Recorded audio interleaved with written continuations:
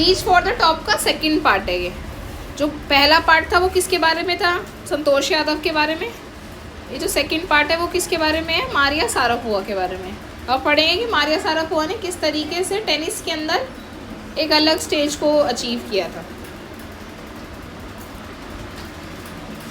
ये कहानी एक रशियन गर्ल के बारे में है जिसका नाम मारिया शारापोवा है। Reach the summit of women's tennis, जो कहाँ पर पहुँची? विमेंस टेनिस की समिट तक पहुँची।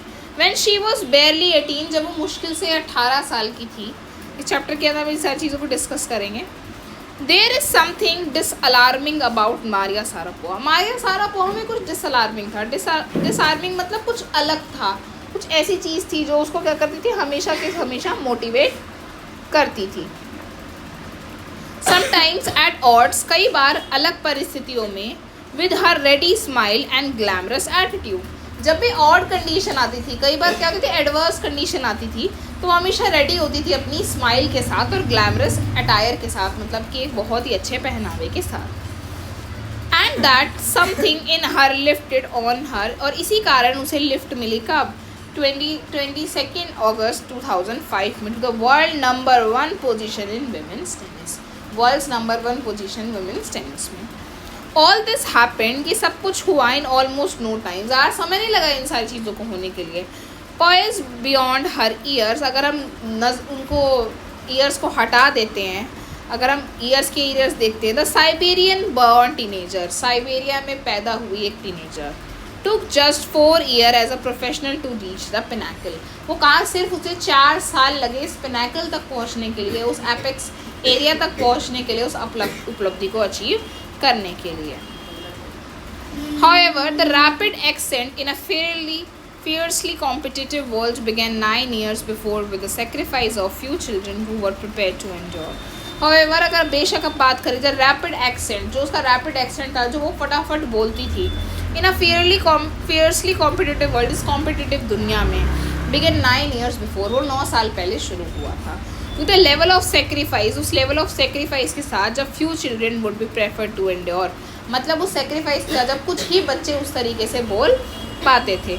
Little Maria had not yet celebrated her 10th birthday, little Maria ने अपना 10वां बर्थडे भी नहीं मनाया था। When she was packed off to train in the United States, जब वो पैक कर लिया उसने अपना सारा सामान, कहाँ जाने के लिए? यूनाइटेड स्टेट्स जाने के लिए। That trip to Florida with her father Yuri launched her on the path to success. वो जो ट्रिप थी फ्लोरिडा की तरफ, मतलब यूएसए में जो फ्लोरिडा है उसकी तरफ, उसके फादर का क्या नाम है? यूरी, तो वो जो उसके साथ गए तो वो पाथ टू सक्सेस थी एंड स्टारडम, और आगे बढ़ने के लिए एक प्रेरणा भी थी। But it also required a heart wrenching 2 year separation from her mother Yelena. पर वो क्या था? एक बहुत ही हर्ट व्रेंचिंग, मतलब दिल को कसोड़ने वाला, बहुत दिल को दुखाने वाला एक 2 साल का सेपरेशन किसके साथ था? उसकी मदर येना के साथ। The latter was compelled to stay back in Siberia, उसके बाद वो कम्पेल्ड हो गई, मजबूर हो गई कहाँ रहने के लिए? साइबेरिया में रहने के लिए, because of visa restriction, visa के रिस्ट्रिक्शंस के कारण। The 9-year-old girl had learned an important lesson in life, उस 9 साल की लड़की को एक इम्पॉर्टेंट लेसन मिला, that tennis excellent would only come at a price, कि अगर उसे टेनिस में एक्सीलेंस लेनी है, उसे सबसे आगे बढ़ना है, तो उसकी एक प्राइस होगी, उसकी एक कीमत होगी। क्या? कि उसको अपनी फैमिली से दूर रहना पड़ेगा, स्पेशली उसकी मदर के साथ। I used to be a lonely, मैं ज़्यादातर क्या रहती थी? अकेली रहती थी। मारिया शारापोवा रिकॉल्स, मारिया याद करती है। I miss my mother terribly, मैं अपनी माँ को बुरी तरीके से याद करती थी। My father was working as much he could keep my tennis training going, मेरे फादर क्या थे? वर्किंग थे, इसलिए मेरे फादर क्या करना चाहते थे? मेरे टेनिस को वर्किंग करना चाहते थे। सो he couldn't see me either, ताकि वो, तो इसलिए वो भी मुझे नहीं देख पाए। Because I was too young, मैं बहुत यंग थी। I used to go to bed at 8 PM, मैं कब सो जाती थी? 8 बजे सो जाया करती थी। द अदर टेनिस पीपल्स, पर जो मेरे और साथी थे, जो उसके रूममेट्स वगैरह थे, would come in at 11 PM, पर वो 11 बजे आया करते थे। एंड वेक मी अप, पर वो मुझे उठा दिया करते थे और मुझे ऑर्डर किया करते थे tidy up the room and clean it, कि मैं उनका कमरा साफ करूँ। Instead of letting that depress me, depress होने के बजाय, मतलब वो जो मुझे कहते थे, टॉन्ट करते थे, ऑर्डर देते थे, उसको डिप्रेस होने के बजाय I became more quietly determined, मैं चुपचाप ही डिटरमाइंड बन गई और मैं मेंटली टफ बन गई। I learn how to take care of myself, मैंने जाना कि मुझे अपना ध्यान कैसे रखना है। I never thought of quitting, मैंने कभी भी हार मानना नहीं सीखा, बिकॉज आई न्यू, मैं जानती थी वॉट आई वॉन्टेड, मुझे क्या चाहिए। When you came from nothing, जब तुम किसी ऐसी चीज़ के से आओ जब आपके पास कुछ भी नहीं होता, एंड यू हैव नथिंग, और आपके पास कुछ भी ना हो, then it makes you very hungry and determined. आप किसी ऐसे बैकग्राउंड से आते हो जब आपके पास कुछ ना हो, और आप अभी भी आपके पास कुछ ना हो, तो आपके अंदर एक हंगर क्रिएट होता है, आपके अंदर हंगर क्रिएट होता है, और आप डिटरमाइंड बनते हो उस काम को करने के लिए। I would have put up with much more humiliation, मैंने क्या करा, बहुत ज़्यादा ह्यूमिलेशन सही और इंसल्ट सही, that to steadfastly pursue my dream, जिसने मुझे मेरे ड्रीम्स को आगे बढ़ाने में मदद करी। That toughness runs Maria even today, और जो टफनेस है आज भी मारिया में बहती है।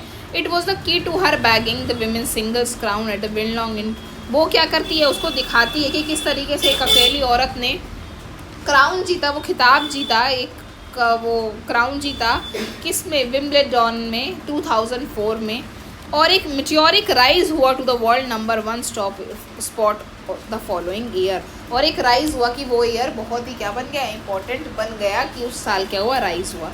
While her journey from the frozen plains of Siberia to the summit of women tennis has touched the heart of the tennis fans, उसकी जो जर्नी थी वो कहाँ से थी, साइबेरिया से थी। तो साइबेरिया के फ्रोजन प्लेन्स मतलब जमी हुई पूरी बर्फ़ से कवर पूरा एरिया, जो 6 महीने दिन और 6 महीने रात वाला टोटल कॉन्सेप्ट वाले एरिया से, वो कहाँ पहुँची थी, उस समिट पर पहुँची थी, विमेंस टेनिस समिट में पहुँची थी, जिसने हज़ारों टेनिस फैन के दिल को छू लिया। From the youngster herself, एक यंगस्टर होने के नाते, there appears to be no room for sentiment, वहाँ पर सेंटीमेंट के लिए कोई भी रूम नहीं था। The straight looks and the answer she gives when she about to her ambition make it amply clear, जो स्ट्रेट लुक्स देती थी और हमेशा आंसर करती थी जब भी उससे पूछा जाता था उसके एम्बिशन के बारे में, वो क्या कहती थी कि वो हमेशा क्लियर थी। उसने बोला कि जो उसने सेक्रीफाइस करे वह वर्थ इट, उसका कुछ ना कुछ रिजल्ट निकला। जब आप सेक्रीफाइस करते हो और आपको सक्सेस मिलती है, गोल मिलती है, तो उसका कोई ना कोई मतलब होता है। आई एम वेरी कॉम्पिटिटिव, वो कहती है मैं बहुत कॉम्पिटिटिव हूँ। I work hard at what I do, मैंने बहुत मेहनत करी जो भी मैं कर सकती थी। इट्स माई जॉब, कि वो मेरी जॉब थी। This is her Mantra for success, वही उसका मंत्रा था। उसका मंत्रा क्या था, I work hard at what I do, मैं उसमें बहुत मेहनत करूँगी जो मैं कर सकती हूँ। मतलब वो टेनिस खेल सकती थी तो टेनिस में उसने बहुत मेहनत करी। Though Maria Sharapova speaks with a pronounce American accent, Maria Sharapova अब अमेरिकन एक्सेंट में क्या करने लगी थी, बोलने लग गई थी। She proudly parades her Russian nationality, वो अमेरिका में एक्सेंट में, अमेरिकन एक्सेंट में बोलने के बावजूद, अमेरिका में रहने के बावजूद वो प्राउडली अपने आप को क्या बताती थी, एक रशियन बताती थी। क्लियरली ऑल डाउट्स, वो सारी बातें क्लियर करते हुए चलती थी। दैट शी सेज, वो कहती है आई एम रशियन, मैं रशियन हूँ। It is true that the USA is a big part in my life, ये भी सच है कि यूएसए ने मेरी ज़िंदगी का बहुत बड़ा पार्ट रखा है। But I have Russian citizenship, पर मेरे पास रशिया की सिटीजनशिप है। My blood is totally Russian, मेरा खून टोटली रशियन है। I will play the Olympics for Russia if they want, अगर रशिया मुझे चूज़ करता तो मैं उसकी तरफ से क्या खेलूँगी, ओलंपिक्स खेलूँगी।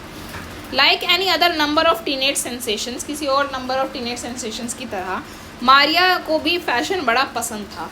फैशन पसंद था, सिंगिंग पसंद थी, डांसिंग पसंद थी as her hobbies. She loves reading the novels of Arthur Conan Doyle, तो उसको इसकी नॉवेल्स वगैरह पसंद थी पढ़नी।